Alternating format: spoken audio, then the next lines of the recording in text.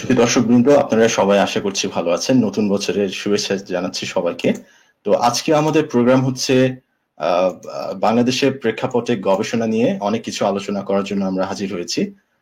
আমাদের সাথে আছেন আজকে চিটাগাং ইউনিভার্সিটির মলিকুলার বায়োলজি এন্ড বায়োকেমিস্ট্রির chairman professor doctor Atiar Rahman sir. তো স্যার আমাদের সাথে যুক্ত হবেন এখনই। আসসালামু আলাইকুম স্যার, কেমন আছেন? হ্যাঁ, ওয়ালাইকুম আসসালাম নাজমুল, আমি ভালো আছি। থ্যাংক ইউ স্যার আমাদের সাথে। জি স্যার, আমি ভালো আছি। আমাদের সাথে জয়েন করার জন্য আপনাকে অসংখ্য ধন্যবাদ। অনেকেই লাইভটি দেখছে এখন, শেয়ারিং ও করা হয়ে গেছে। আশা করছি আমরা এখন লাইভটি শুরু করতে পারি। তো লাইভের প্রথমেই আমি আপনার পরিচয়টা দিয়ে দিচ্ছি দর্শকদের। তো ডক্টর আতিয়ার রহমান স্যার বর্তমানে চিটাগাং ইউনিভার্সিটির বায়োকেমিস্ট্রি অ্যান্ড মলিকুলার বায়োলজি ডিপার্টমেন্টের চেয়ারম্যান হিসেবে কর্মরত আছেন। তিনি ঢাকা ইউনিভার্সিটি থেকে অনার্স মাস্টার্স করার পর জাপান সরকারের মন বুকাকাশু স্কলারশিপ নিয়ে পিএইচডি করেছেন। দেন পোস্ট ডক্টরাল ফেলোশিপ নিয়ে সাউথ কোরিয়াতে টারবানে ওখানে ছিলেন, রিসার্চ করেছেন। ওটাও সরকারি ফেলোশিপ ছিল। তো স্যার চিটাগাং ইউনিভার্সিটিতে 2004 সাল থেকে আছেন কর্মরত, এখন ডিপার্টমেন্টের চেয়ারম্যান হিসেবে কর্মরত আছেন এবং সাথে সাথে রিসার্চে অনেক অ্যাক্টিভ। অনেক পেপার পাবলিকেশন করেছেন উনি আন্তর্জাতিক জার্নাল এবং কনফারেন্স গুলোতে। আমরা সবকিছু আজকে তার কাছ থেকে শুনবো। তো স্যারের কাছে প্রথমে প্রশ্ন হচ্ছে, আপনার রিসার্চে আসার গল্পটা শুনতে চাচ্ছি। এই যে আপনি কিভাবে আসলেন আপনার ইয়াং বয়সে, সে ঘটনা যদি আমাদের সাথে একটু শেয়ার করতেন আর কি। নাজমুল, প্রথমতই আজকে যারা দেখছে এবং আয়োজনের পেছনে যারা আছে সবাইকে নতুন বছরের শুভেচ্ছা। Happy new year 2021। রিসার্চে আসার পেছনের গল্পটা হচ্ছে, যদি একটু পেছন থেকে বলি, আমি যখন বায়োকেমিস্ট্রি পড়তে আসি তার আগে আমাদের সময় ঢাকা বিশ্ববিদ্যালয়ে অ্যাডমিশনের পরে, অর্থাৎ ভর্তি পরীক্ষার পরে, আক্ষরিক অর্থেই এটা একটা ভাইবার মতো ছিল। লিস্ট দেওয়া হতো, সেই লিস্টের পরে ডাকা হতো স্টুডেন্টদেরকে সাবজেক্ট চয়েসের বিষয়ে। আমি যখন সাবজেক্টটা চুজ করতে চাইছিলাম ডিফারেন্টলি, তো আমাকে তখন ডক্টর সৈয়দ সালেহিন কাদরি স্যার, দাদেন chairman of the department of biochemistry and molecular biology, উনি আমাকে বলছে, এই ছেলে, তুমি এত নাম্বার পেয়েছো, তুমি কেন এই সাবজেক্ট পড়বে, তুমি কেন বায়োকেমিস্ট্রি পড়ছো? আমি সাবজেক্টের নাম উল্লেখ করছি না এই জন্য যে আমার অন্য বন্ধুরা হয়তো আমাকে সাবজেক্টের কারণে অপোনেন্ট মনে করতে পারে, এই জন্য আমি সাবজেক্টের নামটা বলছি না। তা আমি, স্যারের এই কথাটা আমাকে ভীষণ আকর্ষণ করলো, টাচ করলো, স্পর্শ করলো, এবং অ্যাকর্ডিংলি আমি আমার পছন্দটাকে পরিবর্তন করে ফেললাম, বায়োকেমিস্ট্রি পড়তে আসলাম। তো সেই বায়োকেমিস্ট্রি পড়তে আসা, জাপান যাওয়ার স্বপ্ন, পাশ করার 2-1 বছর পরেই জাপানে যখন চলে গেলাম, সেই তো গবেষণার হাতে খড়ি শুরু হয়েছে। কিন্তু আমি যখন ফিরে এসেছি, সেই সময়টা ছিল ততটা মূল্যবান আমার কাছে গবেষণা শুরু করার জন্য যতটা মূল্যবান আমি জাপানে গবেষণা করতে গেছি সেই সময়টা ছিল না। মানে ফিরে আসার পরে আমি অল্প কিছুদিনের মধ্যেই বুঝতে শুরু করলাম এবং উপলব্ধি করলাম আমার ছাত্ররা আমার জন্য ভীষণ অনুপ্রেরণা হিসেবে কাজ করছে।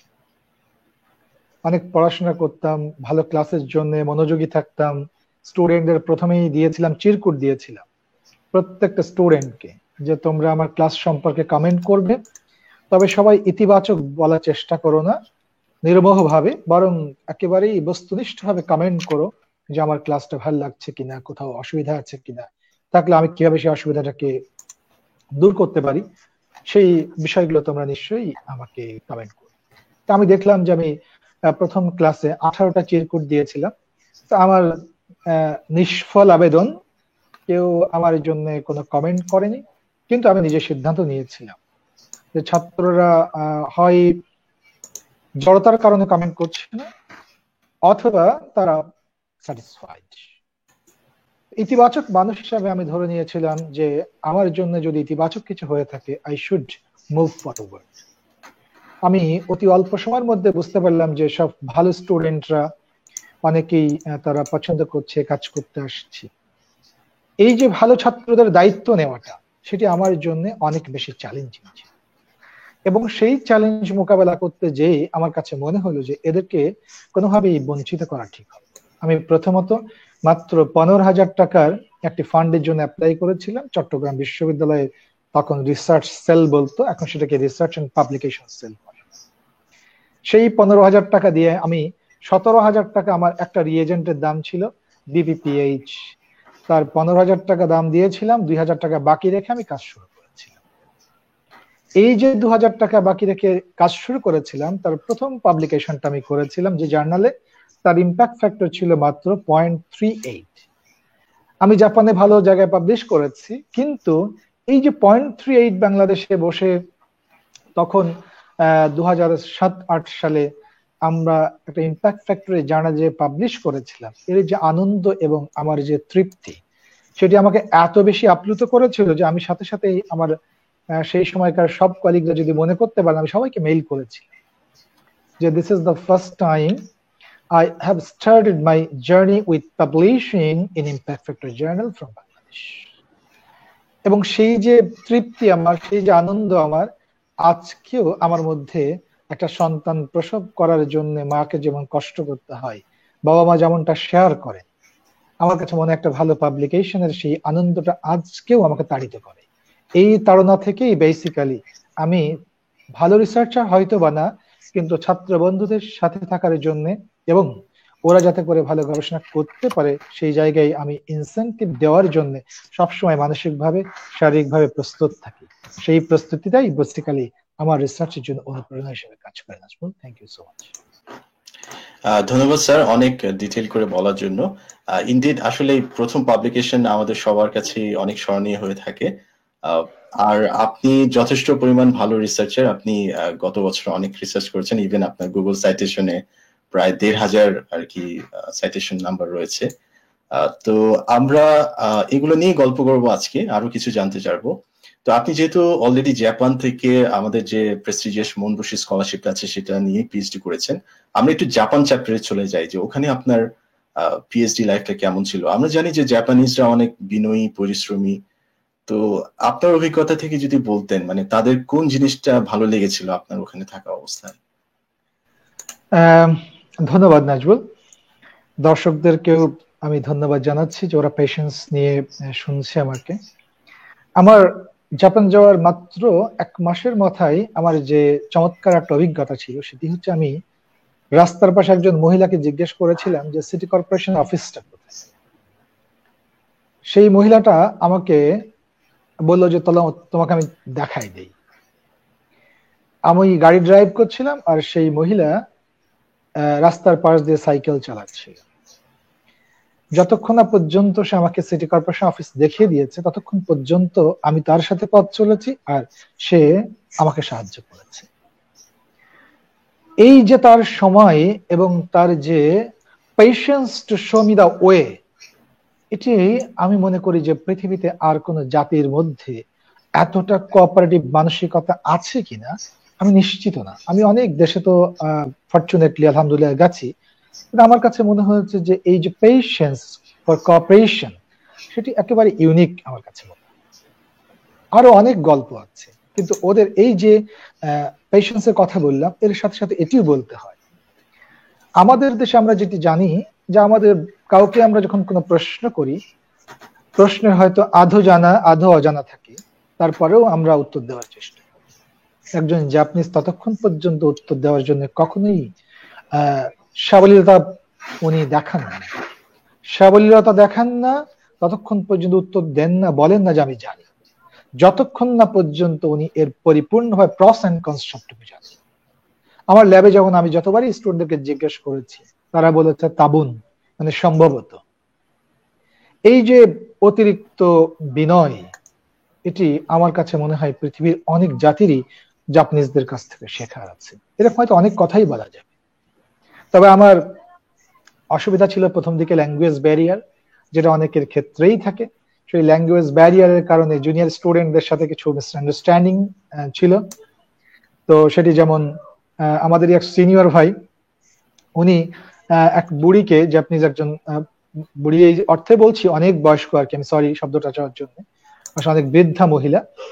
তো উনি রাস্তায় দাঁড়িয়ে আছেন, আমাদের এক সিনিয়র ভাই মাইক্রোবায়োলজি থেকে, যে ওই মহিলার গায়ে লাগিয়ে দিয়েছে সাইকেল দিয়ে, মহিলাকে বলছে যে আরিগাতো, আরিগাতো মিন্স ধন্যবাদ। তো এখন মহিলা তো খুবই অপ্রস্তুত হয়ে গেছে, আমার গায়ে সাইকেলটা লাগাই দিয়ে আমাকে বলছে আরিগাতো। আসলে তার বলা দরকার ছিল গোমেন নাসাই, কিন্তু ততক্ষণে সে ভুলে গেছে যে গোমেন নাসাই বলতে, ততক্ষণে সে ধন্যবাদ দিয়ে ফেলেছে। তো এরকম আচ্ছা। কিছু অভিজ্ঞতা আমাদেরও আছে, ভেরি ইন্টারেস্টিং ল্যাঙ্গুয়েজ ব্যারিয়ারটা। তো সহজ কথায় উত্তরগুলোকে যদি আমরা কনসাইজ করার চেষ্টা করি, যে জাপানিজরা ওনারা কাজ করতে পছন্দ করেন বেশি, বলতে পছন্দ করেন কম, এবং কপারেশনের দিক থেকে তাদের আটমোস্ট পেশেন্সটা আমাদের জন্য শিক্ষণীয় হতে পারে। ধন্যবাদ রাজবাবু। জি, এক্স্যাক্টলি। আসলে জাপানিজরা অনেক বিনয়ী এবং পরিশ্রমী, এবং তাদের হার্ড ওয়ার্কিং নেচার পুরো বিশ্বে আসলে অনেকখানি ফেমাস। তো আপনি যেহেতু অলরেডি বায়োকেমিস্ট্রি অ্যান্ড মলিকুলার ডিপার্টমেন্টের রিসার্চের সাথে সংশ্লিষ্ট, তো আমি একটু জানতে চাচ্ছি, আমাদের যারা দর্শক আছেন তাদের মধ্যে অনেকেই আছে এই ফিল্ডে আর কি পড়ছে বা এই ফিল্ড নিয়ে গবেষণা করছে। তো আপনি বর্তমানে যে যে টপিক নিয়ে গবেষণা করছেন সেগুলো যদি একটু দর্শকদের খুলে বলতেন, তাহলে তারা একটু জানতে পারতো রিসার্চের বিষয়গুলো। হ্যাঁ, দর্শকদের জন্য আমি বলি যে আমার বেসিক্যালি ফিল্ড হচ্ছে alternative medicine and natural product research. এর আওতায় আমরা কভার করি ফাংশনাল ফুড, মেডিসিনাল ফুডস,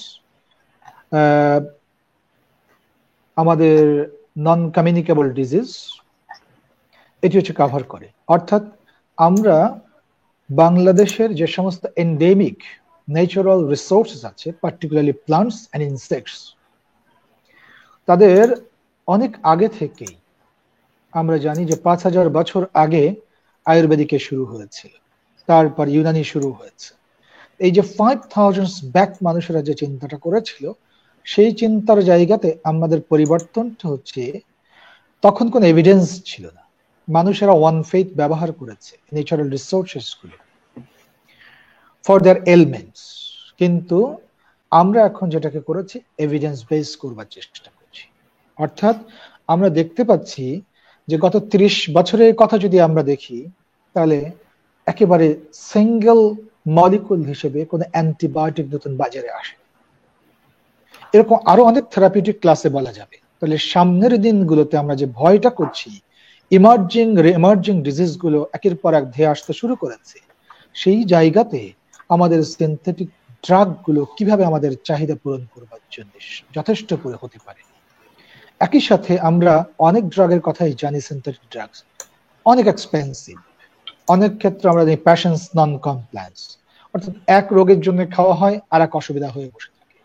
এই যে সাইড ইফেক্টস, অ্যাডভার্স ইফেক্টস, এগুলো অনেক ক্ষেত্রেই গত 10-15 বছরে আমরা দেখেছি একটা বড় অংশ লোককে, বড় অংশ পপুলেশনকে টিল্টেড করেছে, আগ্রহী করেছে এই ধরনের ন্যাচারাল রিসোর্সেস গুলোতে উদ্বুদ্ধ হওয়ার জন্য। কিন্তু সেই জায়গায় মৌলিক যে গবেষণা, সেই গবেষণাটার বড্ড অভাব। এই অভাবটাও এক ধরনের প্রেজুডিসের কারণ। আমিও যখন এখানে কাজ শুরু করি, তখন অনেকেই বলেছিল, আমাদের কাছে বাছে 2-1 বলতো, আরে লতা পাতা চিবায় এরা কি করে। কিন্তু আজকে আমরা যখন দেখছি ইউএস, ইউরোপে $24.6 বিলিয়ন মার্কেট সাইজ, $19.7 বিলিয়ন, শুধু মালয়েশিয়ার মতো জায়গাতে $4 বিলিয়ন। এই যে মার্কেট সাইজ প্রমাণ করছে মানুষেরা সামগ্রিক বাস্তবতায় ন্যাচারাল রিসোর্সের দিকে ঝুঁকছে।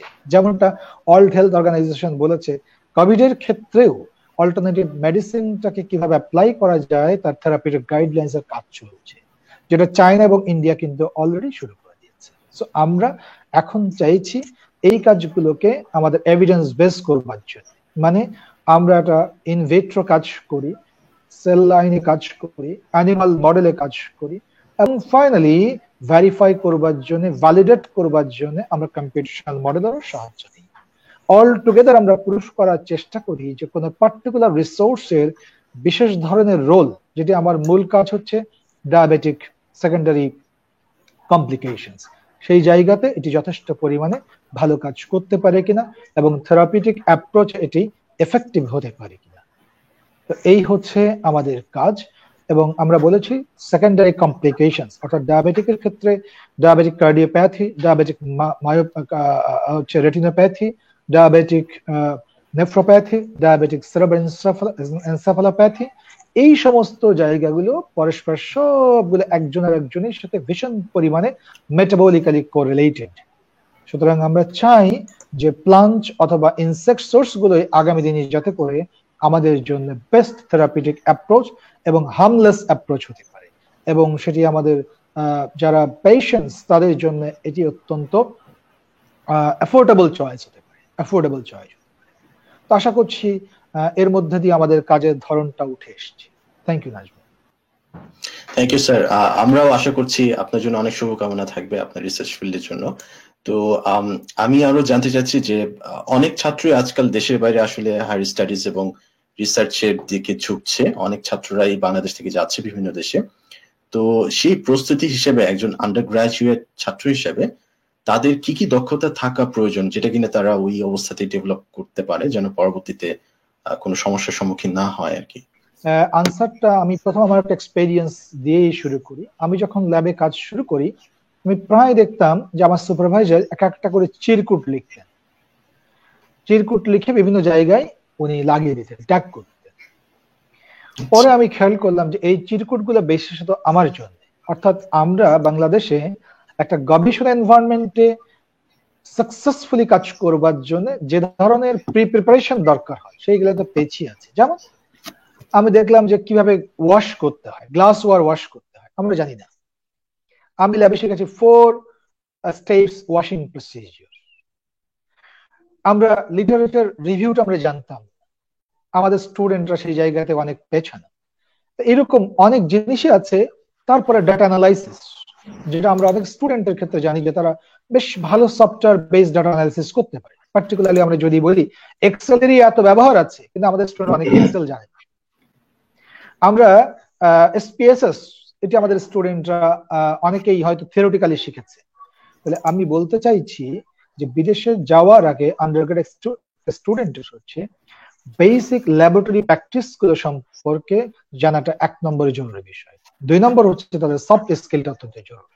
সফট স্কিলটার মধ্যে আমরা যেমনটা বলেছি যে রিসার্চ ডাটাগুলোকে রাইটলি অ্যানালাইসিস করবার জন্য এবং সেটি ক্রিয়েটিভ ওয়েতে সায়েন্টিফিক্যালি প্রেজেন্ট করবার জন্য যে সমস্ত সফটওয়্যার বেসড স্কিল গুলো আছে সেগুলো যেমন জরুরি, একই সাথে একটা সায়েন্টিফিক রাইটিং মানে কি সেই জিনিসটা আমাদের স্টুডেন্টদের জানা প্রয়োজন। কারণ আমরা দেখি যে আমার ডিপার্টমেন্টে আমার ছাত্ররা এবং কলিগরা হয়তো কেউ কেউ থাকতে পারেন, গত 5-6 বছর আগেও কিন্তু আমরা রিসার্চের জন্য কোনো মেথোডোলজিক্যাল অ্যাপ্রোচটা ছাত্রদেরকে দিতে পারিনি। তো আমি যখন আমার পোস্ট ডক লেভেলে রিসার্চ মেথোডোলজি নিয়ে এত ওয়ার্কশপ পেয়েছি এবং খুব ভাইব্রান্ট সব স্কলারদের কাছ থেকে, তখন আমার মাথায় কাজ করেছে যে রিসার্চ মেথোডোলজি এই কোর্সটা আমাদের থাকা উচিত। এবং আমরা প্রপোজ করেছিলাম, fortunately all of my colleagues they agreed to make it happen to introduce, এবং সেই ক্ষেত্রে আমরা সেই কোর্সটা শুরু করতে পেরেছিলাম। কিন্তু তার আগে আমি জানতাম যে আমার স্টুডেন্টরা আমরা অনেকেই সায়েন্টিফিক রাইটিং বলতে কি বোঝায় সেই জিনিসটা আমরা জানতাম না, যার ফলে অনেক ভালো ডাটা থাকা সত্ত্বেও আমরা দেখা যায় যে একটা গার্বেজ জায়গাতে পাবলিশ করতাম। আমরা উদ্গ্রীব হয়ে থাকতাম $200 দিয়ে হয়তো প্রেডিটরি জার্নালে পাবলিশ করবার জন্য। এই যে প্রেডিটরি জার্নাল কি সেটিও তো আমরা জানতে পারিনি। কিন্তু আমরা দেখেছি যে এই যে interactive modes with the scientific community সেই জিনিসটা আমাদেরকে অনেকখানি এগিয়েছে। আমরা এখন খুব লাকি যে আমাদের স্টুডেন্টদেরকে আমরা ওই জায়গাতে মোটামুটি আমরা যখন শিখতে পারিনি সেই সময় ওদেরকে আমরা দেওয়ার জন্য কম বেশি চেষ্টা করছি। সুতরাং আমরা মনে করি প্রথমত তার 1 নম্বরে বেসিক ল্যাবরেটরি প্র্যাকটিসটা জানা প্রয়োজন। 2 নম্বর সফট স্কিলস এর মধ্যে তার ডাটা অ্যানালাইসিস, ডাটা প্রেজেন্টেশন এটি জানা প্রয়োজন। থার্ড হচ্ছে হাউ টু রাইট ম্যানুস্ক্রিপ্ট, এক কথা সায়েন্টিফিক রাইটিংটা কি সেটিও তার কমপক্ষে জেনে যাওয়া উচিত, এবং সেটি তার জন্য আমি মনে করি যে একটা বিরাট অ্যাসেট হবে যেখানেই যাবে সেখানকার জন্য। Thank you very much. জি স্যার, অনেক মূল্যবান উপদেশ দিয়েছেন। তোমরা যারা দেখছো আন্ডার গ্রাজুয়েট ছাত্রছাত্রীরা নিশ্চয়ই বুঝতে পেরেছো যে এই স্কিলগুলো কতটুকু জরুরি দেশে বাইরে পড়তে যাওয়ার আগেই তোমরা চেষ্টা করবে স্যারের উপদেশগুলো ফলো করা। তো স্যার আমরা আবার একটু জাপানে ফিরে যাচ্ছি। জাপানের পিএইচডির সম্পর্কে যদি একটু বলতেন, সেখানে কোর্স ওয়ার্ক প্লাস রিসার্চ ওয়ার্কের সমন্বয় কি রকম থাকে আর কি পিএইচডি লাইফটা কমপ্লিট করার জন্য, সেটা নিয়ে যদি একটু দর্শকদের বলতেন। হ্যাঁ, আমার মনে হয় যে দর্শকদেরকে আসলে আমার পক্ষ থেকে I should show my utmost gratitude যে আমাদের ওরা শুনছে, এটি আমাদের জন্য গ্রেটফুলনেস। তো জাপানের ইস্যুটা হচ্ছে এই, জাপানের ডিফারেন্ট প্রোগ্রামস আছে। আমি যে প্রোগ্রামটাতে ছিলাম সেটি 3 বছরের স্পেশাল প্রোগ্রাম ছিল। সেটি ছিল 3টা ইউনিভার্সিটির একটা ইউনাইটেড প্রোগ্রাম। এখনো জাপানে অনেক বিশ্ববিদ্যালয়ে এরকম ইউনাইটেড প্রোগ্রাম আছে। আমারটা ছিল united graduate school of agricultural sciences Ehime university, Ehime Kagawa Kochi. অনেক ইউনিভার্সিটির 3.5 বছরের প্রোগ্রাম আছে, আবার কোন কোন ইউনিভার্সিটি পার্টিকুলারলি মেডিকেল ফ্যাকাল্টি গুলোতে প্রোগ্রামগুলো 4.5 বছরের প্রোগ্রাম। তো এই প্রোগ্রামগুলোর জন্য, যেখানে প্রোগ্রামটা লম্বা সময়ের জন্য, অর্থাৎ যেখানে একাডেমিক লেন্থটা বেশি, সেই জায়গাটা কিছু সময় স্পেয়ার করে ল্যাঙ্গুয়েজ শেখাবার জন্য, কোর্স ওয়ার্ক করার জন্য। আর যে সমস্ত জায়গাতে লেন্থটা কম, সেই জায়গাতে কোর্স ওয়ার্ক সাধারণত থাকে না। যেমন আমরা যদি বলি ওসাকা ইউনিভার্সিটি, সেখানে যারা পিএইচডি করতে যায় মেডিকেল ফ্যাকাল্টি, সায়েন্স ফ্যাকাল্টি, অনেক জায়গাতে প্রোগ্রামটা হচ্ছে অ্যারাউন্ড 4 ইয়ার্স বা 4 ইয়ার্সের প্রোগ্রাম। এই 4 ইয়ার্সের প্রোগ্রামে তারা কিছু কোর্স ওয়ার্ক করায় এবং সেই কোর্স ওয়ার্ক আমরা মনে করি অত্যন্ত ভ্যালুয়েবল। তো সুতরাং জাপানের এটা হচ্ছে একটা বৈচিত্র্য যে ইউনিভার্সিটি টু ইউনিভার্সিটি ভ্যারি করে, সব জায়গার প্রোগ্রামগুলো একই রকম না। আর একটা জিনিস এখানে বলা প্রয়োজন যে এই কোর্স ওয়ার্ক যে সমস্ত জায়গায় নাই, সেই জায়গাতে একটা ড্রব্যাকস আছে। সেই ড্রব্যাকসটা হচ্ছে স্টুডেন্টরা রিসার্চ যদি আগে ব্যাকগ্রাউন্ড না থাকে, যেমনটা আমরা একটু আগেই প্রশ্ন উত্তর দিয়েছি যে আন্ডারগ্রেড বা মাস্টার্স লেভেলের যদি এক্সপেরিয়েন্স না থাকে রিসার্চে, তাহলে আমরা দেখি যে সেই জায়গাতে স্টুডেন্টরা যারা পিএইচডি করে তাদের একটা বড় লুপ এন্ড হোলস নিয়ে তারা ফিরে আসে, একটা সেটব্যাকস নিয়ে ফিরে আসে। সেই সেটব্যাকসটা কি, যে ওই ল্যাবে যখন সে ইন করছে, সেই ল্যাব ইন করার পরে তাকে প্রজেক্ট ধরিয়ে দেওয়া হয়। সেই প্রজেক্টটা শুধু সেই ফরম্যাটটা ফলো করে, ডেটা প্রডিউস করে, পাবলিশ করে, কিন্তু সে রিস্ককে যথেষ্ট পরিমাণে বোঝার জন্য তার যে সময় দরকার ছিল, যে অ্যাপটিটিউডটা দরকার ছিল, সেটার বড্ড অভাব বোধ করে। করার কারণেই আমরা দেখি যে প্রতি বছর যতজন স্কলার বাংলাদেশে ফিরে আসে পিএইচডি করে, তাদের একটা বড় অংশ কিন্তু তাদের একটা বড় অংশ কিন্তু আমরা দেখি যে পরবর্তীতে রিসার্চে থাকছে না, অনেকে রিসার্চে থাকছে না। ইভেন জাপানে নেচারে পাবলিশ করেছে, সায়েন্সে পাবলিশ করেছে, আমরা দেখছি once they are getting back, they are no more in research. তার মানে কি, একজন রিসার্চারের জন্য রিসার্চটাকে বোঝা, তার রিসার্চ কোয়েশ্চেন লাইফের জন্য সেট করা, রিসার্চের জন্য হাইপোথেসিস ডিজাইন করা, তার জন্য রিসার্চ প্রবলেমটাকে স্টেট করতে শেখা, স্টুডেন্টস গাইড করা, রিসার্চ ফান্ডিংটাকে বোঝা এবং সেভাবে হান্ড করা, এই জিনিসগুলো হচ্ছে রিসার্চের অত্যন্ত জরুরি অংশ। কিন্তু যারা এই অংশগুলো না বুঝেই রিসার্চ করে চলে এসছে, এখানে আসার পর ইন্টারেস্ট বোধ করে। যখন তাকে বলা হয় একটা বড় প্রজেক্ট লিখেন, তখন সে বলে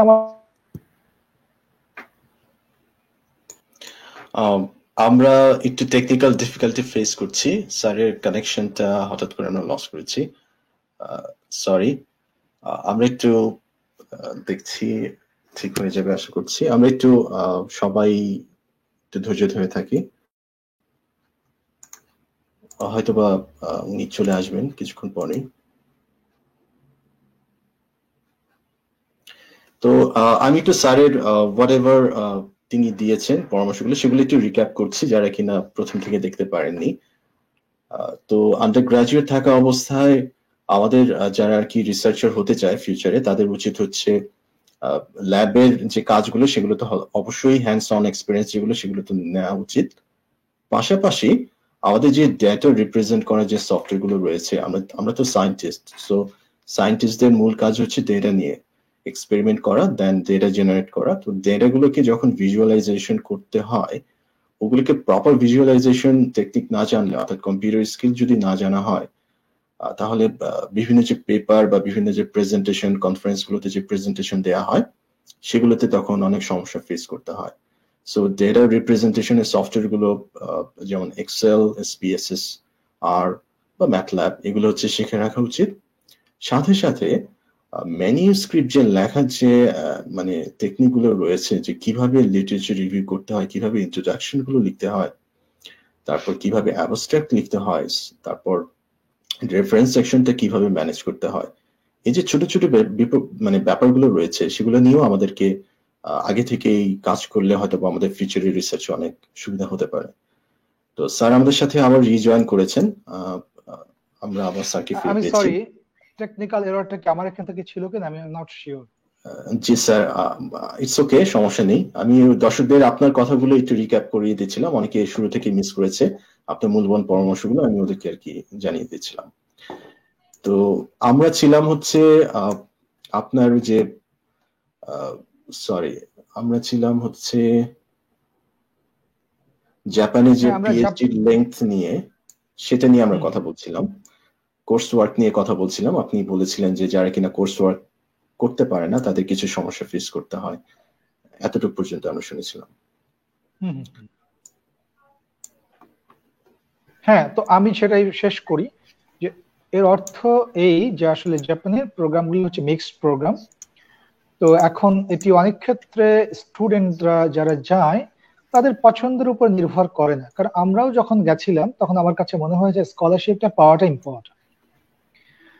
আমি কি ধরনের কাজ করতে যাচ্ছি সেটি হয়তো তখন আমার কাছে অত মৌলিক বিষয় ছিল না, কিন্তু আমি স্টুডেন্টদের এখন বলবো যে তার চয়েসটা ইম্পর্টেন্ট, শুধু একটা স্কলারশিপ পাওয়াটা ইম্পর্টেন্ট না, রাদার সে কোন ফিল্ডে কাজ করতে চায় তার ইন্টারেস্টটা ভেরি ইম্পর্টেন্ট। সেই ইন্টারেস্ট অনুযায়ী তার ল্যাব চুজ করা উচিত, প্রোগ্রাম চুজ করা উচিত, এমন প্রোগ্রাম চুজ করা উচিত যে প্রোগ্রামে কমপক্ষে তার রিসার্চ পাবলিকেশনটাই একমাত্র বিষয় হবে না, একই সাথে তার যাতে করে রিসার্চ কিভাবে ডিজাইন করতে হয়, তার সারা জীবনের জন্য রিসার্চ কোয়েশ্চেনটা সেট করবার জন্য তার যথেষ্ট ম্যাচুরিটি ডেভেলপ করে, তার কাছে রিসার্চ হাইপোথেসিসটা ক্লিয়ারলি ভিজুয়ালাইজড হয়, রিয়ালাইজড হয়, সে যাতে করে তার রিসার্চ গোলটাকে স্টেট করতে পারে, প্রবলেমটাকে স্টেট করতে পারে। স্টুডেন্টস গাইড, ফান্ড হান্টিং, এই সমস্ত কিছুর জন্য সে একটা ম্যাচুরিটি ডেভেলপ করতে পারে, কারণ একটা research doesn't mean, PhD doesn't mean to publish only papers, rather একজন পিএইচডি স্কলার হওয়ার অর্থ হচ্ছে তার মধ্যে গবেষক হওয়ার জন্য দক্ষতা অর্জন করা, তার মধ্যে কনফিডেন্স ডেভেলপ করা, তার মধ্যে পারঙ্গমতা ডেভেলপ করা, তার মধ্যে সক্ষমতা ডেভেলপ করা। সেই সক্ষমতা ডেভেলপ না করলে শুধু পাবলিকেশন দিয়ে প্রকৃতপক্ষে আমরা মনে করি না যে একজন পিএইচডি স্কলার সমাজের চাহিদা মেটাবার জন্য যথেষ্ট পরিমাণে ভূমিকা পালন করতে পারে। ধন্যবাদ নাজমুল। থ্যাংক ইউ স্যার, অনেক সুন্দর করে বলেছেন, অনেক মূল্যবান পরামর্শ দিয়েছেন। তো আপনার কাছে আমার নেক্সট কোয়েশ্চেনটা হচ্ছে, একটা ভার্সিটির সুনাম আর আন্তর্জাতিক র্যাঙ্কিং তো এগুলোর সাথে রিসার্চ কার্যক্রমটা গভীরভাবে জড়িত। তো বাংলাদেশের ভার্সিটিগুলোতে আমরা দেখছি যে ধীরে ধীরে একটা রিসার্চ কার্যক্রম তৈরি হচ্ছে, একটা ইনফ্রাস্ট্রাকচার বিল্ড আপ হচ্ছে। আপনাদের মতো রিসার্চাররা এগুলো আসলে পথিকৃত। তো একটা স্বনামধন্য পাবলিক ইউনিভার্সিটির ডিপার্টমেন্টাল চেয়ারম্যান হিসেবে আপনি কি কি মনে করেন যে আরো কিছু সুযোগ সুবিধা পেলে দেশের ভার্সিটির রিসার্চ কার্যক্রমগুলো আরো জোরদার হতো, যেন কিনা আমরা ইন্টারন্যাশনাল র্যাঙ্কিং এ একটু আগিয়ে থাকতে পারতাম বা কম্পিট করতে পারতাম অন্যদের সাথে? আপনার দৃষ্টিভঙ্গিটা এই ক্ষেত্রে কিরকম? হ্যাঁ নাজমুল, আবার ধন্যবাদ। আমাকে শোনা যাচ্ছে? জি, শোনা যাচ্ছে। আমি দেখতে পাচ্ছি আমার ক্যামেরাটা স্ট্যাগন্যান্ট হয়ে আছে। বাই দ্য ওয়ে, যদি কথা শোনা যায়? কথা শোনা যাচ্ছে, বাট আপনার ক্যামেরা ঠিক আছে, আমরা দেখতে পাচ্ছি ক্লিয়ারলি মুভ করছে। আচ্ছা আচ্ছা, ঠিক আছে। তো হ্যাঁ, এটি অত্যন্ত গুরুত্বপূর্ণ প্রশ্ন। তো আমি যেটি অভাব বোধ করি সেটি এক নম্বরটা হচ্ছে, আমাদের বিশ্ববিদ্যালয়গুলোতে যারা লিড করেন, যারা আমাদের বিশ্ববিদ্যালয়গুলোর কর্ণধার, তাদের মধ্যে অনেকেই আছেন যাদের জন্য র্যাঙ্কিং প্রসিডিওরের ম্যাট্রিক্স গুলো সম্পর্কে ভালো ধারণা থাকাটা দরকার ছিল। কিন্তু এটি ঠিক যে প্রজন্ম টু প্রজন্ম নলেজ যে গ্যাপটা, সেই গ্যাপটা রাতারাতি পূরণ করা সম্ভব। আমাদের প্রজন্মে এসে আমরা যখন বুঝি যে ম্যাট্রিক্স গুলো কি জিনিস, ইম্প্যাক্ট ফ্যাক্টর কি জিনিস, হাই ইন্ডেক্স কি জিনিস, এইচ ইন্ডেক্স কি জিনিস, আমরা যখন প্রেডিটরি জার্নাল সম্পর্কে জানি, এই র্যাঙ্কিং সম্পর্কে জানি, হয়তো আমাদের আগের জেনারেশন ওনারা এটা এত বেশি গরজ বোধ করেননি, এত বেশি তাড়না বোধ করেননি যে এই জিনিসগুলো মৌলিক বিষয় হতে পারে। কিন্তু এই বিষয়গুলো যে একটা বিশ্ববিদ্যালয়ের সামগ্রিক কোয়ালিটির সাথেই উত্থান পতন হয়, অর্থাৎ এটি আপস এন্ড ডাউনস হয়, সেই বিষয়গুলো আমরা দেখছি যে অনেকেই এর সাথে পরিচিত না হওয়ার কারণে একটা বড় ধরনের অভাব থেকে যাচ্ছে। তাহলে আমরা মনে করি যে সেই জায়গাটা, অভাবটা পূরণ করবার জন্য বিশ্ববিদ্যালয় নিজস্ব উদ্যোগেই যারা এই বিষয়ে এক্সপার্টাইজ অ্যাচিভ করেছে তাদেরকে দিয়ে সবাই এই ম্যাট্রিক্স গুলো সম্পর্কে ধারণা লাভ করতে পারে, 1 নম্বর। 2 নম্বর হচ্ছে যে আমরা বিশ্ববিদ্যালয়ে যে সমস্ত গবেষণা করি, সেই গবেষণাগুলো এখন এটি ঠিক যে আমাদের পাবলিকেশন হচ্ছে, কিন্তু এই গবেষণার ফলাফল প্রকৃত অর্থে আমাদের স্টেক হোল্ডাররা কতটা গ্রহণ করতে পারছেন, তাদের দোরগোড়ায় আমরা কতটা পৌঁছে দিতে পারছি, সেটি কিন্তু একটা প্রশ্ন থেকে যাচ্ছে। কি কারণ? কারণটা হচ্ছে এই যে বিশ্ববিদ্যালয়ের অধিকাংশগুলোতে রিসার্চ এন্ড ইনোভেশন এই দুটো শব্দ পাশাপাশি বসানো হয় না। আমার থাইল্যান্ডের একজন কোলাবোরেটর আছে, আমি দেখি যে থাইল্যান্ডের সেই কোলাবোরেশনের আওতায় তারা অনেক প্রোডাক্ট তৈরি করছে। তাদের যে গবেষণা হচ্ছে, গবেষণা ফলাফল তারা ইনোভেশন সেন্টারকে জানিয়ে দিচ্ছে, সেন্টারের সাথে সাথে তার প্যাটেন্টশিপের জন্য অ্যাপ্লাই করছে, লোকাল প্যাটেন্ট অথবা ইন্টারন্যাশনাল প্যাটেন্টের জন্য অ্যাপ্লাই করছে। যখন প্যাটেন্ট হচ্ছে, ইন্ডাস্ট্রির সাথে এগ্রিমেন্ট করছে, বাজারে প্রোডাক্ট চলে আসছে। কিন্তু এখন আমরা আপাতত এক ধরনের তৃপ্তিবোধ করছি যে we are publishing in good journals, কিন্তু আমাদের অতৃপ্তির জায়গাটা হচ্ছে এই যে we are not able to produce, we are not able to make the research output as a product. আমরা সেই প্রোডাক্ট তৈরি করতে পারছি না। সুতরাং বিশ্ববিদ্যালয়গুলোতে এই মনোযোগ দেওয়া প্রয়োজন। গবেষণায় ফান্ডিং আগের তুলনায় বেড়েছে, কিন্তু একটা অসুবিধা হচ্ছে, আমরা দেখতে পাচ্ছি যে গবেষণায় ফান্ড দেওয়ার সময় লুক্রেটিভ অথবা এফিশিয়েন্ট প্রজেক্ট গুলোকে বাছাই করার জন্য যে ধরনের মানদণ্ড দরকার ছিল তারও অভাব আছে। সঙ্গত কারণে দেখা যায় যে 2 লাখ, 2.5 লাখ, 3 লাখ এক ধরনের অ্যাভারেজ ফান্ডিং দেওয়া হচ্ছে কোন কোন জায়গা থেকে, যেমন ministry of science and technology. ওনারা প্রতি বছর প্রজেক্ট দেন এবং প্রজেক্ট কল করেন এবং সেখানে ফান্ডিং করেন, কিন্তু দেখা যায় যে ফান্ডিং গুলো খুবই ভালো মানের প্রজেক্ট হলেও যে সে হাইয়েস্ট বাজেট পাবে সে গ্যারান্টি দেওয়া যায়, বরং তাদের একটা রেঞ্জ আছে। অনেক গবেষককে তারা ফান্ড দিতে চান, সেখানে 2 লাখ, 2.5 লাখ, 3 লাখ এরকম ভাবে দিয়ে যাচ্ছেন। তাতে একটা সুবিধা হচ্ছে অনেকেই নতুন করে কাজ করার সুযোগ পাচ্ছেন, কিন্তু অসুবিধা হচ্ছে যারা অনেক ভালো কাজ করতে চান তাদের সেই ভালো কাজের জন্য ফান্ডিং গুলো যথেষ্ট না। সুতরাং আমরা মনে করি এগুলোর এক ধরনের হারমোনাইজেশন দরকার, এক ধরনের কাস্টমাইজেশন দরকার, অপটিমাইজেশন দরকার। স্বাদ এবং সাধ্যের মধ্যেকার যে ব্যবধানটা, এটি কি আমার মনে হয় যে একটু ঘুচিয়ে আনার যে প্রয়াস, সেটা আমাদেরকেই নেওয়া দরকার। ধন্যবাদ নাজবুল স্যার, অনেক ধন্যবাদ। আপনার এই মূল্যবান পরামর্শের সাথে আমি টোটালি এগ্রি করি যে আমাদের ইউনিভার্সিটিতে রিসার্চ হচ্ছে প্রচুর, কিন্তু ইউনিভার্সিটি বেসড যে এন্টারপ্রেনারশিপ বা স্পিন অফ যে টেকনিক্যাল কোম্পানিগুলো আছে, যেটা কিনা আমরা ওয়েস্টার্ন সোসাইটি গুলোতে দেখছি, ওয়েস্টার্ন ইউনিভার্সিটিতে গুলোতে একটা ইন্ডাস্ট্রি আর ইউনিভার্সিটি লিয়াজো অফিস থাকে, তাদের লয়ার থাকে জাস্ট প্যাটেন্টটাকে সাবমিট করার জন্য। তো এই জিনিসটা আমরা আসলে আমাদের পাবলিক ইউনিভার্সিটি গুলোতে অভাব রয়েছে, যে ইনোভেটর তৈরি করতে পারছি না আমরা। যদিও রিসার্চ হচ্ছে, বাট সেটাকে প্রোডাক্ট করা বা সেটা দিয়ে রেভিনিউ জেনারেট করা হচ্ছে না। তো হ্যাঁ, এটার সাথে আমাদের ওয়েস্টার্ন ইউনিভার্সিটি গুলোর অনেক গ্যাপ রয়েছে। এই সাইডটা যদি আমরা ডেভেলপ করা শুরু করি, আমাদের ইউনিভার্সিটি গুলো আশা করছি ইন্টারন্যাশনাল ইউনিভার্সিটি গুলোর সাথে একদম সমানে সমানে পাল্লা দিয়ে যেতে পারবে সামনের বছরগুলোতে। তো আমরা আবার সার্কিট একটুখানি হারিয়ে ফেলেছি, আবার চলে আসছেন স্যার। জি স্যার, সরি, এটা হচ্ছে আমাদের আসলে আনওয়ান্টেড ইন্টারাপশন, কিছু করার নেই। আসলে আশা করি আমাদের দর্শকরা এটি অ্যাকসেপ্ট করবে। Thank you so much. হ্যাঁ, ইনশাআল্লাহ। তো স্যারের কাছে আমার নেক্সট প্রশ্নটা হচ্ছে, স্যার আপনি যেহেতু অলরেডি অ্যাডমিনিস্ট্রেটিভ মানে কাজ করছেন চেয়ারম্যান হিসেবে, অনেক কাজ করা লাগছে অ্যাডমিনিস্ট্রেশনের, সাথে সাথে আপনি অনেক এমফিল এবং পিএইচডি স্টুডেন্ট সুপারভিশনও করেন, আবার একজন সফল গবেষক হিসেবে গবেষণা কার্যক্রম পরিচালনা করেন। তো সবকিছু একসাথে কিভাবে ম্যানেজ করেন এতটা দক্ষতার সাথে, সেটা যদি একটু টিপস দর্শকদের শেয়ার করতেন, তারাও তাহলে তাদের টাইম ম্যানেজমেন্ট বা ডিসিপ্লিন এগুলো একটু কারেক্ট করে নিতে পারতো। আচ্ছা, আমি একটু মানে ইতস্তত বোধ করছি এই প্রশ্নের উত্তর দেওয়ার জন্য, এই জন্য যে আসলে আহ, আমরা আসলে সফল কিনা এটি আমাদের যারা স্টুডেন্টস আছে, কোলাবোরেটর আছে, ওরাই আসলে বিচার করবে। তো কিন্তু আমি সবচেয়ে পছন্দ করি যে জিনিসটা, সেটি হচ্ছে আমার টাইমটাকে আমি ঠিকঠাক মতো ইউজ করতে পছন্দ করি। যেমন কালকে আমার একটা ক্লাস ছিল, তো সেই ক্লাসটা ছিল টাইম ম্যানেজমেন্টের উপরে, এবং সেই ক্লাসটা ছিল সব বিশ্ববিদ্যালয়ের শিক্ষকদেরকে নিয়ে। বেশ কয়েকটা বিশ্ববিদ্যালয়ের শিক্ষক, ওনারা আমার এই লেকচারটা গতকালকে সন্ধ্যার পরে এনজয় করেছেন। তো এই টাইম ম্যানেজমেন্টটা আমি শিখেছি বেসিক্যালি আমার পিএইচডি করে আসার পর। আমি এমবিএ তে ভর্তি হয়েছিলাম, কমনওয়েলথ এক্সিকিউটিভ এমবিএ। সেখানে আমার একটা কোর্স ছিল পার্সোনাল ম্যানেজমেন্ট। এই পার্সোনাল ম্যানেজমেন্টের মধ্যে টাইম ম্যানেজমেন্ট একটা বিষয় ছিল।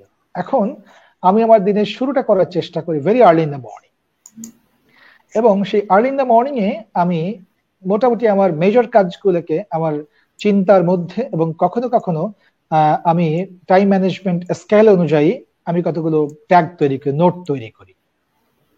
তো সেই নোটটা আমার অনেকেই দেখেছে স্টুডেন্টরা, যে আমি একটা করে ছিঁড়ি, ডিপার্টমেন্টে যাই, আমার কাজটা হয়ে গেলে আমি সেটা ছিঁড়ে ফেলে দিই যে আমার এই কাজটা হয়ে গেছে।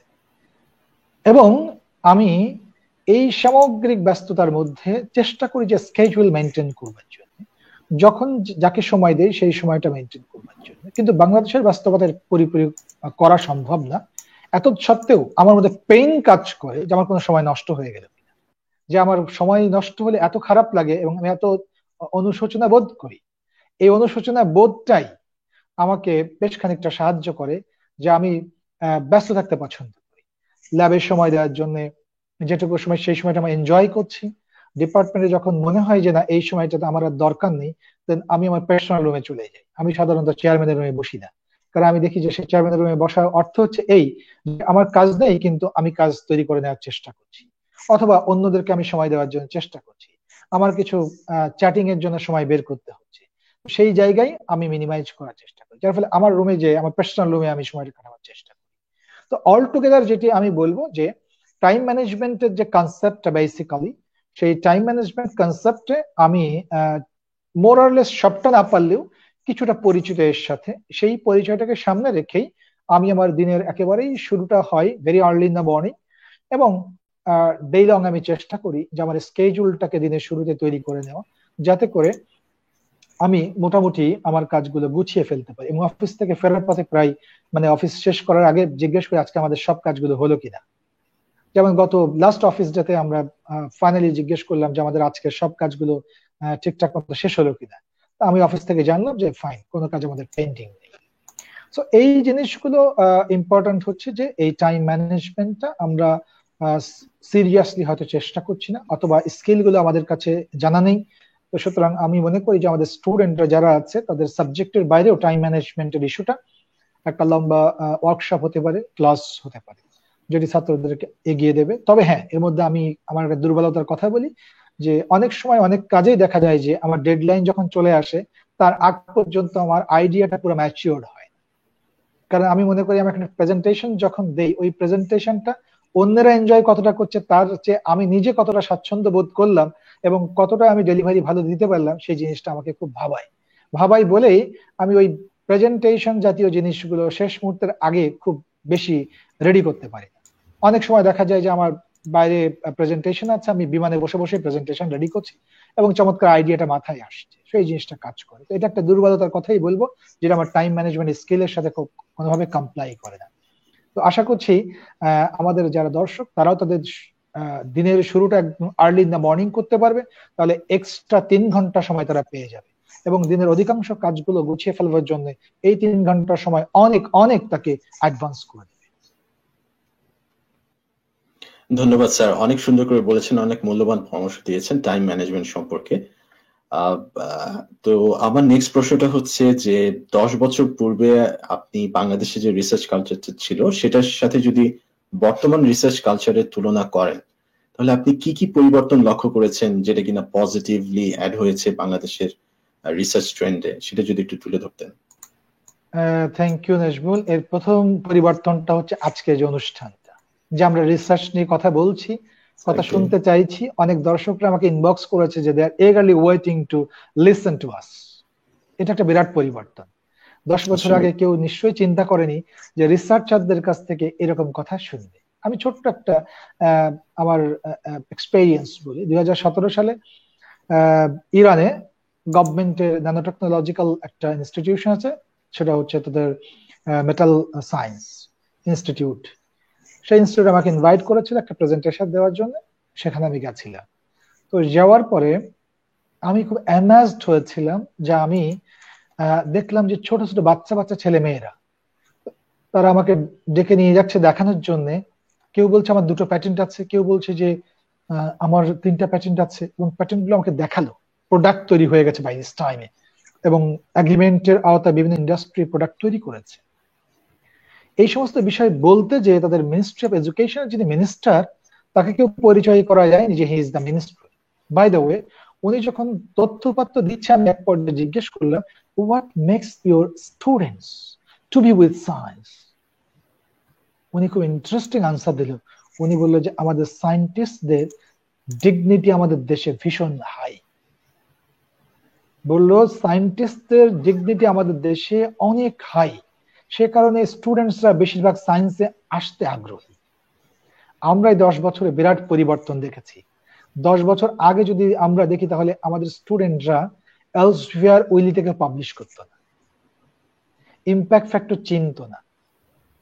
এখন আমাদের স্টুডেন্টরা ইম্প্যাক্ট ফ্যাক্টর চিনে, গুগল সাইটেশন কি জানতো না, রিসার্চ গেটে আইডি থাকতে হবে জানতো না, লিঙ্কডইনে প্রফেশনাল কমিউনিকেশন করতে হয় জানতো না, ভালো আর্টিকেল প্রয়োজন হয় বিদেশে যাওয়ার জন্য, এটা জানতো খুব কম সংখ্যক স্টুডেন্ট। এখন আমরা দেখছি একটা গ্রস লিকটার কালচার ডেভেলপ করেছে। ফেসবুকের উপাদান হচ্ছে আমাদের সাথে, এখন আমরা দেখতে পাই যে কে কত ভালো পাবলিকেশন করেছে। আমরা একটা বিরাট সাংস্কৃতিক পরিবর্তন, রিসার্চ কালচার, রিসার্চ সংস্কৃতির একটা পরিবর্তন হয়েছে, গবেষণা সংস্কৃতির পরিবর্তন হয়েছে। এবং আমি সবসময় বলেছি আমার স্টুডেন্টদেরকে, আমি কখনো নোবেল লরিয়েট হওয়ার জন্য রিসার্চ করছি না, বরং তোমাদের সাথে আছি এই জন্য যাতে করে আমার সাথে তোমরা থাকো, অথবা তোমাদের সাথে আমি আছি এই অনুভূতির কারণে তোমরা আর 10 জন ভবিষ্যতে গবেষণায় থাকতে চাইবে, এবং সেই থাকাটা একদিন তোমাকে অনেক বড় গবেষক তৈরি করবে। আমরা তাই দেখতে পাচ্ছি যে আমার এই চেষ্টাটা হয়তো আমাকে অনেককেই বা আমাকে হয়তো নোবেল লরিয়েট হওয়ার জন্য উপযোগী করবে না কখনোই, কিন্তু আমার ছাত্ররা নিজেদেরকে পরিপূর্ণ বিকাশের জন্য এবং ঢেলে দেওয়ার জন্য অনেকেই তৈরি হয়েছে। এটা একটা বিরাট পরিবর্তন। বিভিন্ন বিশ্ববিদ্যালয়ে এই ভালো মানের কাজ করবার জন্য একদল ডেডিকেটেড গবেষক তৈরি হয়েছে। অনেকেই অনেকের সাথে কোলাবোরেশন করছে, বাইরের সাথে কোলাবোরেশন করছে। ভালো জায়গাতে পিএইচডি করবার জন্য স্টুডেন্ট এখন মরিয়া হয়ে গেছে, ভালো ইংলিশ প্রফিসিয়েন্সি স্কোর করছে। যে বয়সে আমি আইএলটিএস এর নাম জানতাম না, এখন সেই বয়সে আমি দেখতে পাচ্ছি স্টুডেন্টদের আইএলটিএস 7.58 করে বসে আছে। So these are very marvelous changes, drastic changes, and all these are very positive, ইতিবাচক পরিবর্তন। সুতরাং আমরা এবং স্টুডেন্টরা এই করোনার সময় আমরা দেখতে পাচ্ছি তারা বিভিন্ন রকমের কোর্স করেছে, স্কিল ডেভেলপমেন্টাল কোর্স, এবং সেগুলোও শেয়ার করছে। এবং আমরাও তাদের সাথে সাথে বয়স কমিয়ে ফেলেছি। একসময় হেজিটেশন তৈরি হয়েছিল, বা হতো একসময়, ইতস্তত বোধ করতাম যে আমার এই অ্যাচিভমেন্টটা এমন আর কি, কত সার্টিফিকেট আমার রুমের মধ্যে আছে, বিভিন্ন জায়গায় গেছি, বিভিন্ন ছোট ছোট অ্যাওয়ার্ড, কিন্তু কখনো এগুলো আমরা দেইনি। কিন্তু এখন আমরা স্টুডেন্টদের দেখতে পাচ্ছি যে তারা এগুলো শেয়ার করছে। আমার কাছে মনে হয় এটা তো ভালো উদ্যোগ, যে ভালো জিনিসই তো শেয়ার করছে। আমাদের মাথায় যে ছোটখাটো ত্রুটিপূর্ণ জিনিসগুলো খেলা করে, সেই খেলার জায়গাতে যদি ভালো জিনিস দ্বারা প্রতিস্থাপিত হয়ে যায়, তাহলে সমাজ পরিবর্তনের জন্য এটি হবে অত্যন্ত উল্লেখযোগ্য একটি নিয়ামক। আমরা দেখার জন্য বসে আছি যে ওরা আমাদেরকে কখন ছাড়িয়ে যায়, আমাদের মাথা ছাড়িয়ে কখন ওরা ঘরের ছাদ স্পর্শ করবে। আমরা সেই সময়ের জন্য অপেক্ষা করি। ওরা আমাদের চেয়ে অনেক ভালো গবেষক হবে, আমরা জানিয়ে তৃপ্ত এখন, একসময় তা দেখে তারা হাসবে। আমরা সেই সময়ের জন্য অপেক্ষা করি। এই পরিবর্তনটা হয়ে গেছে বাই দিস টাইম। ধন্যবাদ আমাদের ছাত্র বন্ধুদেরকে। ধন্যবাদ নাজুল। জি স্যার, অনেক মূল্যবান কথা বলেছেন। আসলে বাংলাদেশে একটা রেভলিউশনারি চেঞ্জ হয়েছে এই 10 বছরে, আর আপনাদের হাত ধরেই সেটা সম্ভব হয়েছে। বিকজ আপনারা দেশের বাইরে পড়ে সেই জ্ঞানগুলোকে মানে বিতরণ করার জন্যই আবার দেশে ফিরে চলে এসেছেন, এবং এখনো সেই জ্ঞানের আলো ছড়িয়ে দিচ্ছেন সবার মাঝে। এই জন্য বাংলাদেশ আপনাদের মতো রিসার্চারদের প্রতি আজীবন ঋণী হয়ে থাকবে, এবং আপনারা এই মানে মশালটা ধরে এগিয়ে যাচ্ছেন আর কি সেই লক্ষ্যেই। তো আমি আরেকটা প্রশ্ন করতে চাচ্ছি, যে এটা রিলেটেড, ফলো আপ একটা কোয়েশ্চেন।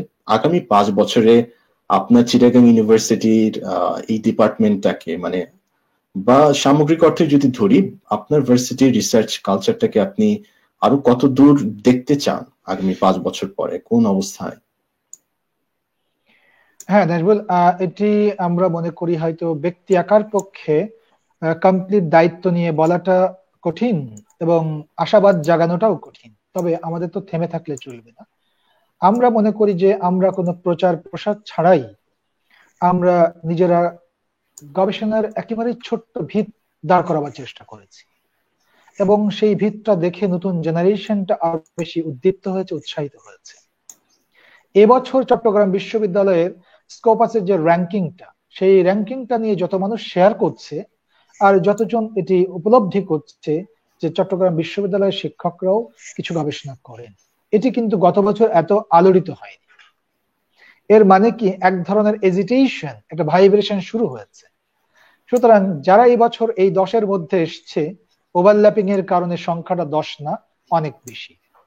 আমরা মনে করি বাই দিস টাইম একটি নাড়া এবং সাড়া তৈরি হয়েছে বিশ্ববিদ্যালয়ে, এবং সাড়া তৈরি হওয়ার কারণে আমরা মনে করি বিশ্ববিদ্যালয়ের যে সমস্ত প্রতিনিধিত্বশীল এন্টিটি আছে, আমরা তাদেরকে মিন করছি। যেমন বিশ্ববিদ্যালয়ে আমাদের ডিনস মহোদয়রা যারা আছেন, এটি হচ্ছে একাডেমিক এন্টিটিতে সবচেয়ে বড় জায়গা, যাদের দায়িত্ব সবচেয়ে বেশি একাডেমিক অ্যাটমসফিয়ারটাকে, রিসার্চ অ্যাটমসফিয়ারটাকে আরো বেশি ওয়াইডেন করা।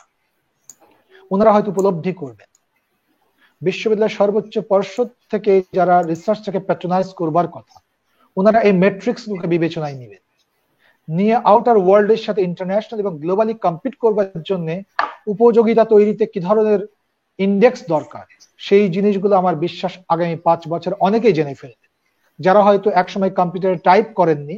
কিন্তু আমার মনে হয় যে আমাদের এই ধরনের যে উদ্যোগগুলো এবং এই যে আলোচনাগুলো চলছে, সেই আলোচনার ভিত্তিতে পারস্পরিক যে শেয়ারিংটা হবে, সেই শেয়ারিং এর মধ্যে আমাদের বিশ্ববিদ্যালয়ের বিভিন্ন পর্ষদের অনেকেই জেনে যাবেন যে এটি অত্যন্ত গুরুত্বপূর্ণ একটা বিষয় গ্লোবালি চ্যালেঞ্জটা নেওয়ার জন্য, এবং আমাদের ছাত্রদের জন্য বৈশ্বিক জগতে জায়গা করে দেওয়ার জন্য, গ্লোবাল প্রেমিজে তাদের একটা সম্মানজনক জায়গা তৈরি করবার জন্য। এগুলোর বিকল্প কোনো কিছু নেই। এবং আমরা মানুষের প্রোডাক্ট নিয়ে আর কতদিন চলবো? আমাদেরও সেই সক্ষমতা আছে যে আমরা নিজেরা প্রোডাক্ট তৈরি করতে পারি, অভাব শুধু উদ্যোগের। সুতরাং আমার মনে হয় যে আগামী 5 বছরে আমি শুধু আমার বিভাগ না, অনেক বিভাগেই, যেমন যারা যেই 10 জন বা আমরা বলবো যে ওভারল্যাপিং এর ফলে অনেকেই যারা এই র্যাঙ্কিং এ এসছেন, তারা হয়তো সামনের দিনে আরো আগ্রহী হবে যে কিভাবে ওনার বিভাগের আরো শিক্ষককে, যেমন এই 10-এর র্যাঙ্কিং এর মধ্যে আমার বিভাগেরই 3 জন শিক্ষক আছে, আমরা মনে করি আমরা সবাইকে সামনের দিনে এই র্যাঙ্কিং এ অ্যাকোমোডেট করবার জন্য, জায়গা তৈরি করে নেওয়ার জন্য যে ধরনের মোটিভেশন দরকার, সেই মোটিভেশন গুলো আমরা দেওয়ার চেষ্টা করব। আর ছাত্ররা দেখছেই চট্টগ্রাম বিশ্ববিদ্যালয় ছাত্রদের বেশ কিছু প্ল্যাটফর্ম আছে, আমার ডিপার্টমেন্ট একটা প্ল্যাটফর্ম আছে, ইউনিভার্সিটিতে একাধিক প্ল্যাটফর্ম আছে, যেই প্ল্যাটফর্মে স্টুডেন্টরা এই বয়সে তারা বাই দিস টাইম অনেক সক্ষমতা অর্জন করেছে। তাদের সক্ষমতা ও বিভাগগুলোকে আমি মনে করি নাড়া দিবে, তাদের শিক্ষকরা এর দ্বারা উদ্দীপ্ত হবে, উচ্ছ্বসিত হবে, এবং যদি হয় সামগ্রিকভাবে আমরা মনে করি কিউমুলেটিভলি লোকজন যারা এই উত্তাপগুলো নিজেরা এনজয় করতে চায় এবং তার বিভাগকে নিয়ে একসাথে এনজয় করতে চায়, তারা একসাথে চেষ্টা করবে, এটি নিঃসন্দেহে। সুতরাং আমরা সেই সময় প্রত্যাশা করছি যে চট্টগ্রাম বিশ্ববিদ্যালয়ের এবছরের স্কোপাস র্যাঙ্কিং সম্ভবত 10th পজিশনে আছে। আমার মনে হয় এবছরের র্যাঙ্কিং যারা দেখেছেন এবং বিশ্ববিদ্যালয়ের অনেক শিক্ষক যে মানমানের গবেষণা করছেন, সেই জিনিসগুলো আমার মনে হয় দায়িত্বশীল পর্ষদ, শিক্ষক সমিতি থেকে শুরু করে সবাই যদি ইনসেনটিভ দেওয়ার জন্য এগিয়ে আসেন, তাহলে এখান থেকে অনেক ভালো মানের গবেষণা তৈরি হবে, এবং সেই গবেষণাগুলো প্র্যাগমেটিক হবে, প্রোডাক্ট বেসড হবে, এবং অনেক বেশি ভালো স্কলার এখান থেকে তৈরি হবে। আশা করছি বিচ্ছিন্নভাবে আমার কথাগুলোর মধ্যে মূল কথাটা চলে এসছে হয়তো। Thank you Nazmul. ধন্যবাদ স্যার। জি, আমরাও সবাই আশা করছি যে চিটাগাং ইউনিভার্সিটি আরো এগিয়ে যাক, একটা সময় ইন্টারন্যাশনালি এটার র্যাঙ্কিংও হতে পারে ইনশাল্লাহ। সেই দিনের আশাই আমরা সবাই অপেক্ষা করছি। তো আমার নেক্সট প্রশ্নটা হচ্ছে, আপনি অনেকদিন যাবৎ গবেষণার সাথে জড়িত আছেন, প্রতি বছরই বিভিন্ন আন্তর্জাতিক জার্নালে এবং কনফারেন্সে রিসার্চ পেপার গুলো পাবলিশ করছেন। তো অনেক মিশ্র অনুভূতি রয়েছে, মানে গবেষণা তো আর রাতারাতি হয় না, অনেক দিনের বা অনেক আসলে সাধনার ফসল। তো এই মিশ্র অনুভূতির মধ্যে একজন রিসার্চারের লাইফে মানে সবচেয়ে আনন্দের মুহূর্তগুলো কখন বা কোনটা হতে পারে বলে আপনি নিজ অভিজ্ঞতা থেকে যদি একটু শেয়ার করতেন।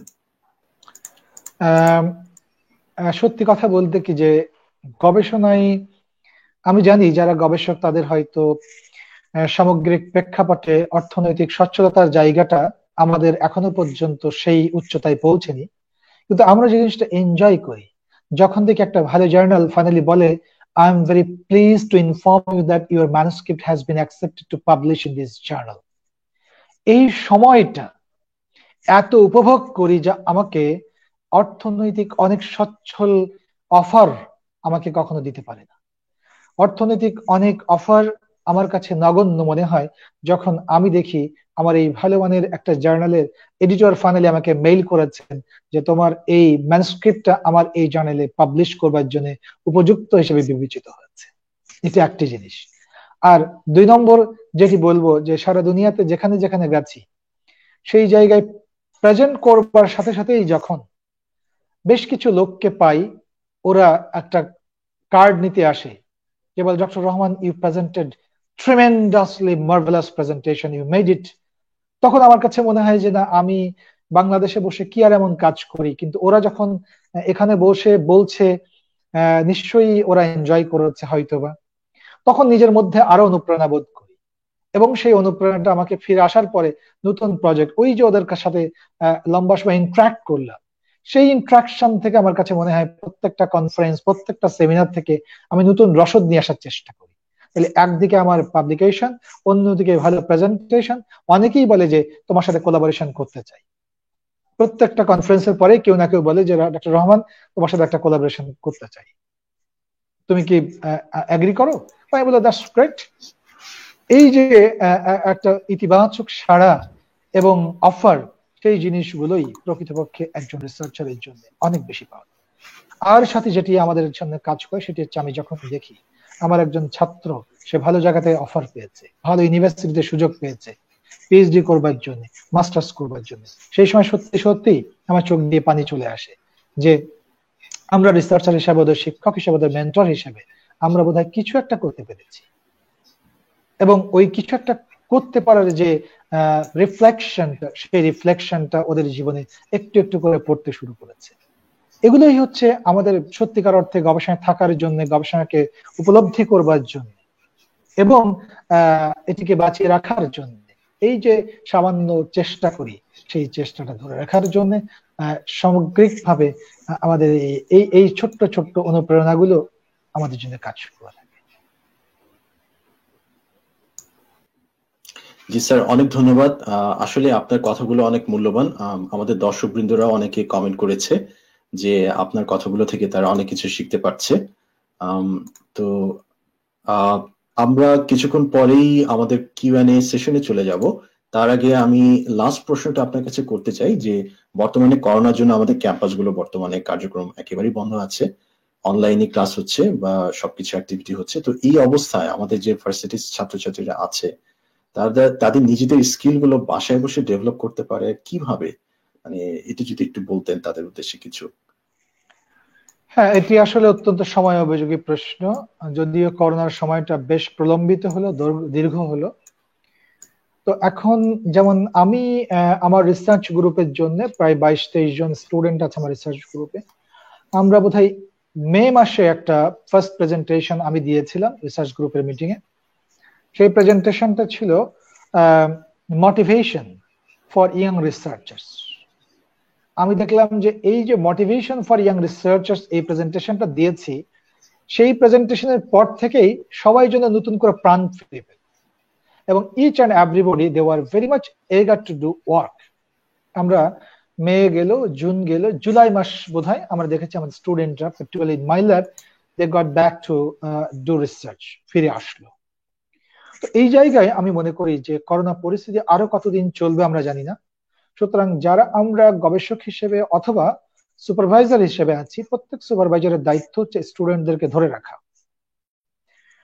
সেই ধরে রাখার জায়গাতে কখনো মোটিভেশনাল স্পিচ, কখনো রিসার্চের সুযোগ দেওয়া, কখনো গবেষণামূলক বিষয় ওয়ার্কশপ করা, সেই জিনিসগুলো আমাদের পক্ষ থেকে এটি হতে হবে। এটি ঠিক যে একটা বিভাগে অনেক স্টুডেন্ট থাকে, এত স্টুডেন্টের জন্য এক্সক্লুসিভ প্রোগ্রাম করা সবার জন্য সম্ভব না। তবে যারা টুকরো টুকরো গ্রুপে বিভক্ত বিভিন্ন প্ল্যাটফর্মের সাথে সংশ্লিষ্ট, সেই সমস্ত প্ল্যাটফর্মের জায়গা থেকে যদি আমরা স্টুডেন্টদেরকে তাদের সফট স্কিল ডেভেলপমেন্টের জন্য চেষ্টা করি, তাহলে আমার মনে হয় যে এই করোনার সময়টা কমপ্লিটলি ফ্রুটফুলি ইউজ হবে। এবং আমার বিশ্বাস অনেক স্টুডেন্ট সেটি করেছেও। বাকিরা যারা আমি মনে করি যে এখনো পর্যন্ত নিজেদেরকে এনগেজ করেনি, তাদের উচিত, সে যদি third year fourth year student হয়, কোনো না কোনো শিক্ষকের কাছে অ্যাপিল করা তার যে স্যার আমি এই সময়টা আমার সুযোগ আছে, আপনার ল্যাবে কিছু কাজ শিখতে চাই। থিসিস করুক বা না করুক, ভবিষ্যতে রিসার্চ তারা পাবলিকেশনের জন্য করুক বা না করুক, কমপক্ষে তার রিসার্চ এনভায়রনমেন্টটা, রিসার্চ ল্যাবরেটরি ফ্যাসিলিটিসটা এবং টেকনিক্স টেকনোলজিস, এই সমস্ত বিষয়গুলো একটা হাতে খড়ি হয়ে যেতে পারে। একই সাথে তারা বাসায় বসে বসে এই সমস্ত প্ল্যাটফর্ম গুলোর মধ্যে দিয়ে তারা ওই যে আমি আগে বলেছিলাম সফট স্কিল গুলোর জায়গাতে, তা সে আইএলটিএস এর জন্য প্রিপারেশন নিতে পারে, টোফেল এর জন্য প্রিপারেশন নিতে পারে, ইউএসএ যাওয়ার জন্য জিআরই প্রিপারেশন নিতে পারে, ম্যানস্ক্রিপ্ট রাইটিং এর জন্য সে ফটোশপ শিখতে পারে, সে এডিটিং শিখতে পারে, তারপরে তার জন্য ম্যানস্ক্রিপ্ট রাইটিং শিখতে পারে, তারপরে হচ্ছে সে ভালো সিভি রাইটিং শিখতে পারে, ইংলিশ স্কিল ডেভেলপমেন্টের জন্য সে সহযোগিতা নিতে পারে। তারপরে বেসিক সায়েন্টিফিক কিছু কোর্সেস আছে, সেই কোর্সেস গুলো আমি মনে করি যে regardless of the subject, biochemistry, molecular biology, microbiology সবার জন্য দরকার হতে পারে। সেই সমস্ত বিষয়গুলো অনেক lucrative offer over the globe আছে, যেমন স্ট্যানফোর্ড ইউনিভার্সিটি, জন হপকিন্স, তারা কোর্সেরার মাধ্যমে অনেক কোর্স অফার করেছে। সেই সমস্ত জায়গাগুলো আমার মনে হয় প্রত্যেকেরই উচিত এঙ্গেজ হয়ে যাওয়া, কারণ আমরা আনসার্টেন একটা সময়ের সাথে যুদ্ধ করে চলেছি। সুতরাং এই যুদ্ধে আমরা অবশ্যই বিজয়ী হতে চাই। সেই বিজয়ী হওয়ার জন্য প্রত্যেকের জায়গা থেকে আমি মনে করি যে এক একজন চ্যালেঞ্জ ফেস করবার জন্য উপযুক্ত এবং সক্ষম মানুষ হিসেবে নিজেকে জায়গা করে নিতে হবে, এটা অন্য কেউ জায়গা করে দিবে না। সুতরাং আমি বলবো যে আমার জায়গা থেকে যে আমি পুরা এই 9-10 মাস চেষ্টা করেছি, যে যখন আমাকে ডেকেছে তাদের জন্য ওয়ার্কশপে প্রেজেন্ট করার চেষ্টা করেছি, সেমিনারে প্রেজেন্ট করার চেষ্টা করেছি, তাদের জন্য স্কিল ডেভেলপমেন্টের চেষ্টা করেছি, সারা ওয়ার্ল্ডে প্রচুর প্রোগ্রাম করার চেষ্টা করেছি। সুতরাং আজকে যারা শুনছে তারা আমার আয়ত্তের মধ্যে আছে এমন যে কোনো প্রোগ্রাম যদি তারা নিতে চায়, I am always ready to serve them. তাদেরকে আমি সাহায্য করার জন্য এগ্রি করছি, এবং সেটি আমার মনে হয় যে তারা হাতে নাতে প্রমাণ পেয়ে যাবে once they will decide to have a program. ইনশাআল্লাহ I am very much ready to extend my cooperation. Thank you so much. ধন্যবাদ স্যার, অনেক সুন্দর পরামর্শ দিয়েছেন। আমরা আমাদের আলোচনার শেষে চলে এসেছি, আমরা এখন কিউএনএ সেশন শুরু করব। আমি কিছু প্রশ্ন দেখতে পাচ্ছি দর্শকদের। তার আগে আপনার নির্দেশনাগুলো আসলে অনেক ইফেক্টিভ ছিল, অনেকেই কমেন্ট করেছে, যেমন তাসিবা সুলতানা, আসিফার রহমান। আমিও আসলে নিজেই অনেক কিছু শিখতে পেরেছি আপনার সাথে এই অনুষ্ঠানটি করার মাধ্যমে। তো আমরা এখন প্রথমে প্রশ্ন চলে যাচ্ছি মাজাদ তামিম। সে প্রশ্ন করেছে, স্যার প্রেজেন্টেশনে দক্ষ হতে কোন বিষয়গুলো খেয়াল রাখা জরুরি বলে আপনার মতামত যদি বলতেন। ওকে, গ্রেট তানিম। প্রেজেন্টেশন একটা শিল্প, এটা হচ্ছে art of expression. Art of expression মানে শুধু কথা বলার দক্ষতা না। আমরা তিনটা জিনিস বলি একটা প্রেজেন্টেশনের জন্য ইম্পর্টেন্ট। একটা জিনিস হচ্ছে যিনি প্রেজেন্ট করবেন তার বডি ল্যাঙ্গুয়েজ, অলওয়েজ অ্যাপ্রিসিয়েবল, যে তার বডি ল্যাঙ্গুয়েজটা কি ধরনের। 2 নম্বর হচ্ছে তার প্রোনাউন্সিয়েশন, উনি শুদ্ধ করে বলছেন কিনা। 3 নম্বর হচ্ছে তার আই কন্ট্যাক্ট। এটি হচ্ছে একজন প্রেজেন্টারের জন্য, একটা আর্টিকুলেশনের জন্য অত্যন্ত প্রয়োজনীয় কিছু টিপস। একই সাথে আমরা যদি সায়েন্টিফিক অথবা তার কন্টেন্টের দিকে তাকাই, তখন আমি দেখব যে একটা প্রেজেন্টেশন এর জন্য তার কন্টেন্টটা as well important, but content should be precise, content should be very much straight, content should not be clumsy, content should not be boring. তাহলে আমি একদিকে বলেছি যে সে প্রেজেন্টেশন যেটা তৈরি করবে সেটা ক্লামজি হবে না। অনেকে এত রং চং মাল্টিপল কালার দিয়ে প্রেজেন্টেশন করে, অনেক ফিগার দিয়ে, আমরা মনে করি যে এই ধরনের প্রেজেন্টেশনটা ক্লামজি হয়। 2 নম্বর, তার কন্টেন্টটা হতে হবে যিনি শুনছেন তার জন্য বেশি স্ট্রেট, ডাইরেক্টলি টাচিং। যেমন একটা কথা বলি যে এখন প্রেজেন্টেশনের জন্য সারা দুনিয়াতে একটা সিস্টেম চেঞ্জ হয়েছে। এই কারণে চেঞ্জ হয়েছে, আমরা আমাদের দেশেও দেখেছি যে অনেকে তার সাবজেক্টে অথবা বিষয়বস্তুর উপরে যথেষ্ট দক্ষতা না থাকার পরেও ওই বিষয়ে প্রেজেন্ট করতে যান। উনি ইন্টারনেট থেকে একটা কন্টেন্ট নিয়ে নিচ্ছেন, নিয়ে যখন প্রেজেন্ট করতে চান দেখা যায় যে উনি ছবিগুলো দেখিয়ে দেখিয়ে চলে যাচ্ছেন। এবং আমার নিজের এক্সপেরিয়েন্স হচ্ছে, একবার ইউনিভার্সিটি পড়াতে যেয়ে দেখলাম যে স্টুডেন্টরা সিআরদেরকে ডেকে নিয়ে চলে যাচ্ছে, ক্লাস রিপ্রেজেন্টেটিভদেরকে। আমি জিজ্ঞেস করলাম যে যখন সে ফিরে এসছে আমি জিজ্ঞেস করলাম যে কোথায় গেছিলাম, তো বললো যে স্যার এরকম আমাদের একটা অসুবিধা হচ্ছে যে বিভিন্ন ক্লাসে আমাদের ক্লাস টিচাররা যে স্লাইডস রেডি করেন সেই স্লাইডস গুলো যথেষ্ট পরিমাণে ডিটেল করেন, বরং ওনারা স্কিপ করে চলে যান, তো আমরা এ থেকে পরিত্রাণ চাচ্ছি। আমরা এখন দেখলাম যে 666 মেকানিজমে প্রেজেন্টেশন রেডি করতে হয়। 666 মেকানিজম কি? আমার একটা স্লাইডের মধ্যে 6টা বাক্যের বেশি থাকতে পারবে না, বাক্যের গঠন এমন ভাবে হবে যে 6টা শব্দের বেশি একটা বাক্য তৈরিতে শব্দ ব্যবহৃত হবে না, এবং যে শব্দগুলো হবে সেই শব্দগুলো তৈরির ক্ষেত্রে 6টার বেশি বর্ণ থাকতে পারবে না।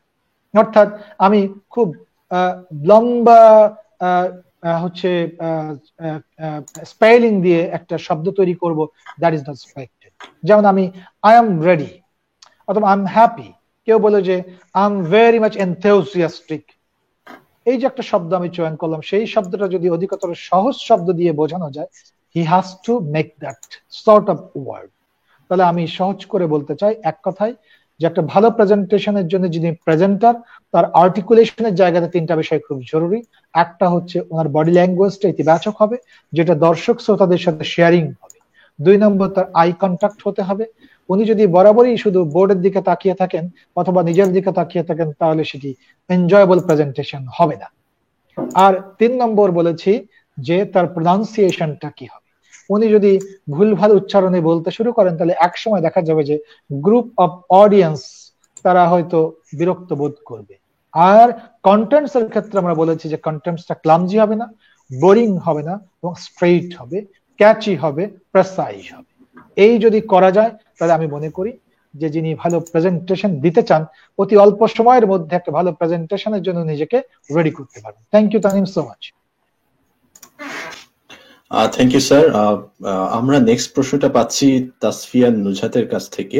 সে প্রশ্ন করেছে রাইটিং ম্যানুস্ক্রিপ্ট নিয়ে। আমি একটু প্রশ্নটা দেখছি।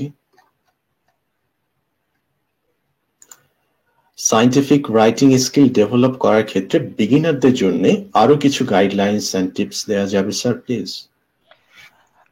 আমি তাসফিয়াকে বলবো যে Tasfia, if you are really agree you can make a group, যে কিভাবে সায়েন্টিফিক রাইটিং করতে হয় সে বিষয়ে একটা ওয়ার্কশপ তোমরা চাও, এবং আমি রেডি আছি। কারণ সায়েন্টিফিক রাইটিং এর জন্য আমি এই জায়গাতে 2-1 মিনিটের সময় নেওয়াটা ভেরি ডিফিকাল্ট। তবে আমি সহজ কথায় বলতে চাই যে সায়েন্টিফিক রাইটিংও এটা একটা আর্ট। সেখানে কতগুলো বিষয় আছে। 1 নম্বর একটা ফরম্যাটিং যেমন জরুরি, 2 নম্বরটা ইংলিশ ফর সায়েন্স এটি জরুরি, আর 3 নম্বর হচ্ছে তার জন্য এথিক্সটা মানাটা জরুরি। 3টা বিষয় বলেছি। 1 নম্বর হচ্ছে সায়েন্টিফিক রাইটিং এর জন্য তার ফরম্যাটিং, 2 নম্বর হচ্ছে ইংলিশ ফর সায়েন্স, আর 3 নম্বর হচ্ছে এথিক্স। আমি যদি পেছন থেকে শুরু করি তাহলে এই যে আমরা এথিক্স মিন করছে একটা সায়েন্টিফিক রাইটিং এ অত্যন্ত জরুরি হচ্ছে আমি যে গবেষণাটা করতে চাই সেই গবেষণা করা, তার ফলাফল প্রকাশ করা, সেটিকে লেখা, সেটি অবশ্যই প্লেজারিজম মুক্ত হবে, টেম্পারিং মুক্ত হবে, ফ্যাব্রিকেশন মুক্ত হবে, ফলসিফিকেশন মুক্ত হবে। 2 নম্বর হচ্ছে যে আমি যে ইংরেজিটা লিখছি একটা সায়েন্টিফিক রাইটিং এর জন্য, সেই ইংরেজিটা অবশ্যই সাহিত্যের জন্য বা সাহিত্যের মানদণ্ডে হবে না, বরং সায়েন্টিফিক ওয়েতে মানুষের কাছে সহজবোধ্যভাবে তুলে ধরবার জন্য যে ইংলিশ, সে ধরনের ইংলিশ ব্যবহার করতে হবে। এখন আমি যদি রবীন্দ্রনাথ বঙ্কিমচন্দ্রের সাহিত্য ব্যবহার করি, যে না হয় আলু পটল বেচিয়া খাইবো আর না হয় মুদির দোকান দিব, তবু যে পদে সম্মান নাই সে পদে বঙ্কিম তাকিতে রাজি নয়। এটা হচ্ছে বঙ্কিম সাহিত্যের সেই সময়কার। রবীন্দ্রনাথের যেমন তোমরা শেষের কবিতা পড়েছো না, তোমারে যা দিয়েছিল সে তোমারে দান, গ্রহণ করেছে যত ঋণী তত করেছ আমায় হে বন্ধু বিদায়। এখন আর মানুষের এই ধরনের কবিতা অথবা এই ধরনের সাহিত্যগুলোর সাথে অত বেশি পরিচিত না। সুতরাং সময়ের চাহিদাটা হচ্ছে আমরা ইংলিশটা ইউজ করতে চাই সায়েন্সের উপযোগী করে, calculative English, scientific English, straight forward English. তো এটা 2 নম্বর বলেছি। আর 3 নম্বরটা কি বলেছি? 3 নম্বর বলেছি যে এর ফরম্যাটিং। আমার কাছে অনেক ভালো ডেটা আছে, আমি দেখেছি প্রায় আমরা রিজেক্ট করছি। ইভেন বাংলাদেশেরও অনেক ভালো ভালো কাজ ভালো জার্নালে দিচ্ছে, কিন্তু আমরা রিজেক্ট করতে বাধ্য হচ্ছি। আমি বেশ কয়েকটা জার্নাল এডিটর হিসেবে কাজ করি, এখন প্রায় ম্যানুস্ক্রিপ্ট হ্যান্ডেল করতে হয়। আমি দেখছি ভালো কাজ, কিন্তু সেটিকে এত ক্লামজি ওয়েতে প্রেজেন্ট করেছে যে সায়েন্টিফিক রাইটিং এর সাথে পরিচয় না থাকার কারণে এই ঘটনা ঘটেছে। তো সুতরাং এই ফরম্যাটিংটাও জরুরি। সেই ফরম্যাটিং এর অনেকগুলো পার্ট আছে। একেবারে একটা টাইটেল মেক করতে যে স্কিলটা দরকার হয়, সেই টাইটেল ডিজাইন করতে যে দরকার স্কিলটা দরকার হয়, সেখান থেকে শুরু করে একেবারে তার শেষ যে জায়গাটা আছে রেফারেন্সিং পর্যন্ত, সব জায়গাতেই কিছু আর্টিকুলেশন কাজ করে।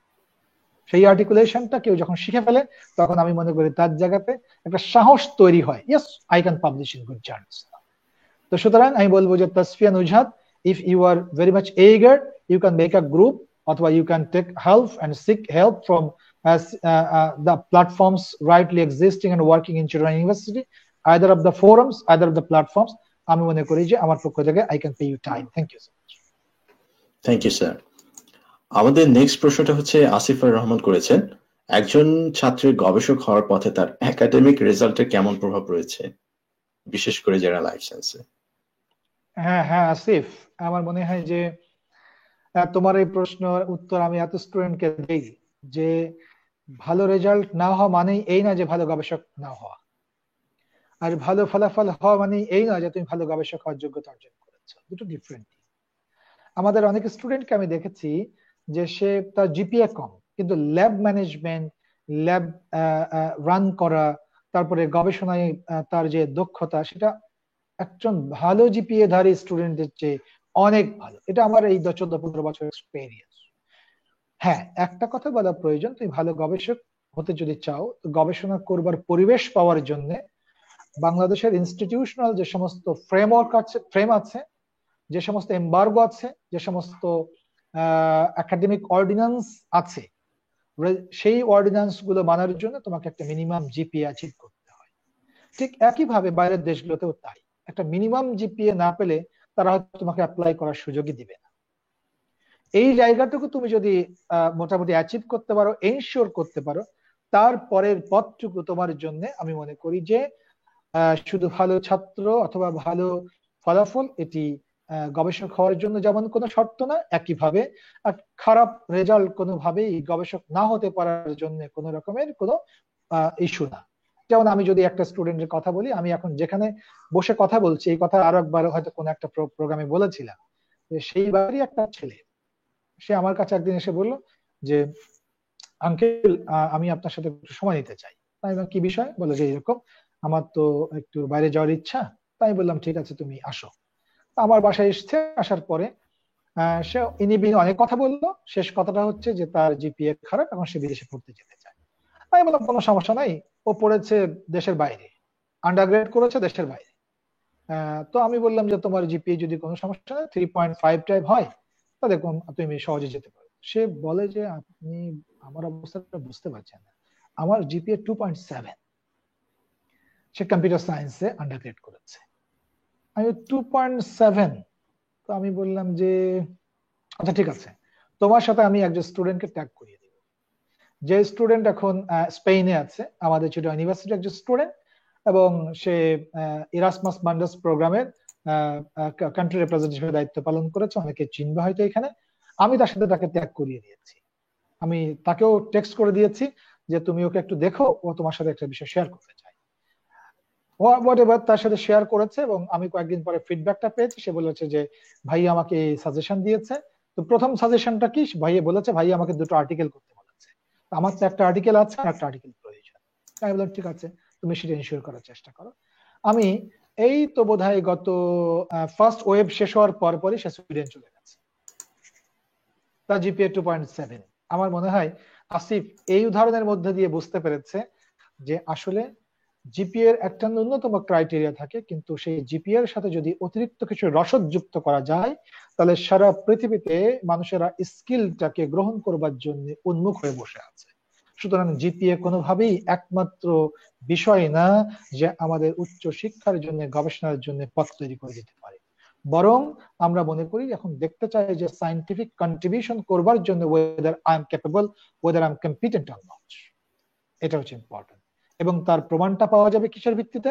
আমি যদি গবেষণায় নিজেকে সম্পৃক্ত করতে পারি, টুডে আর tomorrow I can publish some articles, এবং সেই আর্টিকেল গুলোই ভবিষ্যতে আমাকে গবেষণা পথ তৈরি করে দেওয়ার জন্য এবং গবেষক হওয়ার জন্য পথ তৈরি করে দেবে।